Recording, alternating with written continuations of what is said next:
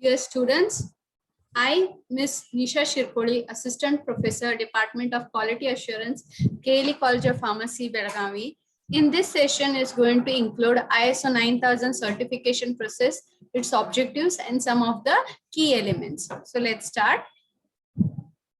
So first we need to understand what is ISO 9000. So quality is something every company thrives for or it strives for, and is often sometimes very difficult to achieve.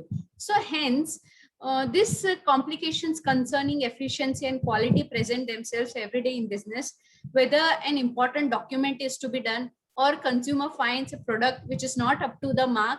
How can a company increase the quality of its product, or how can a customer ensure that the quality of the product is a A1 quality? So the answer is ISO 9000. So as the standard goes, ISO 9000 is one of the most widely worldwide recognized standard, and ISO 9000 is a quality management standard that presents guidelines to increase business efficiency and customer satisfaction. So the goal of ISO 9000 is embedded a quality management system within an organization, which will in turn increase the productivity, which will reduce unnecessary costs, okay, which will also reduce the unnecessary time consumption, and it will ultimately ensure the quality of process and products. So ISO 9001 now it is applicable to business and organizations from every sector, irrespective of whether it is pharmaceutical sector, government sector, or a private sector. So the process-oriented approach makes the standard applicable to service organizations as well. Okay. So in general, guideline allows for the flexibility needed for today's diverse business world. So the importance of ISO. Now, ISO helps to exploit the new markets. It also increases the business more effective. Okay, it also manages the growth. It also implements and reap the rewards of continuous improvement. Okay, it also reduces the production process. It improves the product or service efficiency. It reduces the waste. Okay, wastage not in only forms of hard copy, but even time management. Okay, time wastage will also be reduced because you are going to reduce the work efficiency, workload. So improve customer and stakeholder satisfaction. So now what are the 5 objectives of ISO 9000? These are the 5 main objectives of ISO 9000. First, it will give the business with useful and globally recognized models for operating a QMS or quality management system. It will also help to achieve, maintain, and aim to regularly enhance product quality, and it will also define a product as output of any process. Okay, so whether it is an internal or external business, whether it is we have to satisfy an internal customer or external. Internal customer will be within the firm, that are the employees, okay, of the firm. So the primary objective of getting these standards is to boost the goodwill of the organization.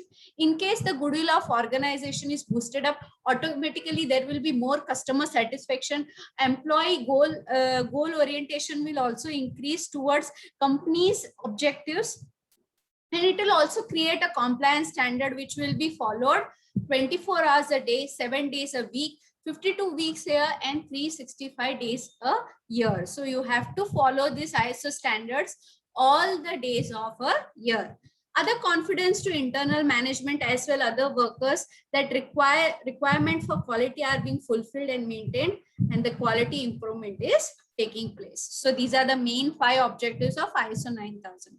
Now we need to cover what is ISO 9000 series. So ISO 9000 deals with quality management system.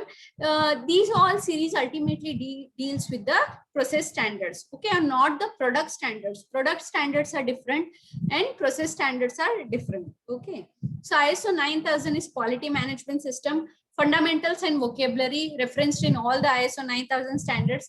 Now, particularly, we are going to understand 9001. 9001 deals with quality management system, its requirements, which will contain the requirements of organization, which must comply to ISO 9001 certified. Okay, ISO 9002 deals with the guidelines for the application of ISO 9001, which is updated in 2015. ISO 9004 managing for sustained success of organization, which will provide the guidelines for sustaining QMS to comply the standards, the predetermined standards of an organization. So these are the principles or elements of quality management system, or also you can call off ISO 9000.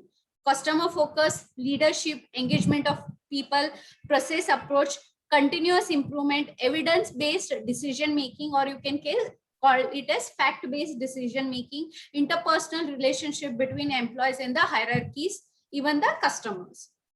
So these are the principles of ISO 9001.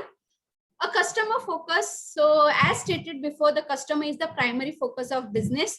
By understanding and responding to needs of customer, an organization can correctly target the key demographics of their what you call requirement, and therefore we can deliver the products which are of high quality and which is customer looking for. So next is good leadership. So a team of good leaders will establish unity and direction quickly in a business environment. Their goal is to motivate everyone working in the institution to head towards the goals and to the objectives and to work for the objectives. So how they can do that? They can do by minimizing the miscommunication within the departments, okay, and even increasing the what you call their communication, okay. So their role is ultimately intertwined with the next ISO 9000 principle. So next is involvement of people. So each and everyone in the department should be involved into the continuous improvement of the organization. So the inculcation of everyone on the business team is critical to its success. Involvement of substance will lead to a personal investment of a project and in turn create motivated, committed workers. Okay, so what will happen? If people have vested their interest in performance, they will be eager to participate in continual improvement. Okay, if they are vested in interest in what you call their performance, they will be eagerly participating in the continuous improvement, which will facilitate the ISO 9000 certification. Okay, now what is the process approach to quality management? The best results are achieved when activities and resources are managed together. This process approach to quality management can lower the cost through the effective use of resources, personnel, and time. If the process is controlled as whole, management can focus on the goals that are important to be a big picture and prioritize objectives to maximize the effectiveness. So this process-based approach will help us to what you call understand or make the effective use of resources, personnel, and the time which we are having. Next is management system approach. Here there will be the role of hierarchies. Combining management groups may seem like dangerous clash of titans, but if done correctly can result in efficient and effective management system, and we can what you call put forward the best what is with us. If leaders are dedicated to goals of their organization, they will obviously help to achieve the improved productivity. Okay, so both the suppliers and customers will gain the confidence if the what you call business abilities are enhanced by the management system approach. Okay, so continual improvement. Next is, so the importance of this principle, okay, is paramount, is ultimate, okay, and should be a permanent objective of every organization. So everyone should be focused towards the continual improvement of business. It is not today or tomorrow, it is forever approach. Okay, through increased performance, a company can increase the profits and gains and also advantage towards the other companies. Okay, even over the competitors, you can set a benchmark by improving yourself continually. If a whole business is dedicated to continual improvement activities will be aligned, leading to a faster and more efficient development. Next is factual approach to decision making or evidence based. इसको हम evidence based. So effective decisions are based on analysis, interpretation of information and data. So by making these decisions, an organization will be more likely to make right decision. So as the companies make a habit, they will be able to demonstrate effectiveness in past decisions. This will put confidence in current and future decisions also. So next is supplier relationships. It is very important, okay, to understand the supplier relationships, okay, even to maintain that. So it is important to establish a mutually beneficial supplier relationship. Such a relationship creates value for both the parties. Okay. In case an organization and supplier relationship is enhanced with what you call objective of mutual benefit, your organization as well as the supplier will enhance. Okay, they'll prosper. A supplier that recognizes a mutually beneficial relationship will be quick to react when a business needs to respond to a customer needs or market changes. Next is ISO certification and implementation process. So these are the 10 steps which are involved in the certification process, which we are going to understand in detail. First is identifying the reasons why you want to become ISO 9001 accredited or ISO 9001 certified. Okay, so it is critical for the top management to understand the ISO 9000 and what are the benefits which it can provide to their business. Okay, and how well we can implement the quality management system.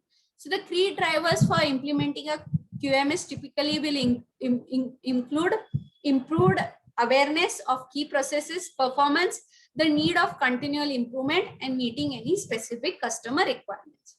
So next is purchase a copy of standard. Once you have decided what is the standard, why you want to go for standard, you're going to purchase a standard, and this standard you can buy of your own country or other country depending on your focus of business. Okay, so while being accredited to countries ISO standard will not represent problems if you only have to trade in that country. Okay, it might not be acceptable if you trade internationally in multiple countries. So in that case, what you have to do, in that case, the standard of one country might not be acceptable in another.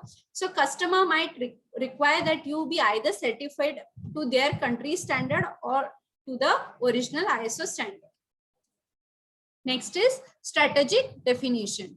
Okay, so first step in actual implementation is for top management to define and write a formal document containing quality policies, quality objectives, okay, quality goals as per requirements of ISO 9000 standard. So now these requirements of quality policy must be measurable. Okay, they should be quantifiable so that you can demonstrate continuous improvement. Next is the planning resources. Now you already have all the resources. You already have planned which certification you want to go for. You have already documented. Now you are going to go for planning of resources. So resources should be made available and realistic timelines set to ensure that the QMS can be implemented within a reasonable time. So it should be a time-bound work. A formal implementation project plan is not required by ISO 9000. It is a logical method which is required, which will identify the needs and implementation. Okay, check implementation progress. Okay, so while the system is developed, the implementation project plan should be reviewed by a senior management system, which is very compulsory, or by the head of the institution. Next is identify your processes. So a key requirement of ISO 9000 is that you need to follow a process-based approach. For this, it requires to describe the interaction between processes within organization. So for each key process, you need to identify the controls, resources, records, and documentation which need to meet the requirements. So now we are going to validate this process. We are going to map across the complete business so that to ensure no interactions or areas are missed. Okay. Next is training needs. Now, after the implementation process, you have done action plan, you're going to go to training of the employees. So ISO 9000 requires that awareness, competence, and training needs for employees coming within the scope of QMS. Now we have decided the planned QMS system. So you're going to train your employees. Okay. So internal and external training are required, which can fulfill courses, workshops, seminars. Okay. You have to use these things to meet the needs. Next is you're going to develop a documentation. So now this ISO 9000 requires a control documentation procedure, which will include scope of quality management system, a quality policy, quality objectives, quality goals, a procedure for control of outsourced processes. Okay, so while these all 4 documents, above mentioned documents, are being specifically required by ISO, there will be number of other documents also which we need to be developed by the organization. Next is implementation of quality management system. Once the quality management system has been developed, you have done the documentation part, you have given the training part, now it's time to act on that. Okay, where the term comes act. Okay, action plan. So it should be noted, however, that these all, as you complete the development of certain sections, start training and implementing it immediately. Okay, so what will happen, this will minimize the overall project time. Agar aap turant hi start karoge, so it will minimize the overall project time. Implementation of standard requirements should be checked by doing internal audits. A management review could also be done to ensure systems adequacy, suitability, and effectiveness.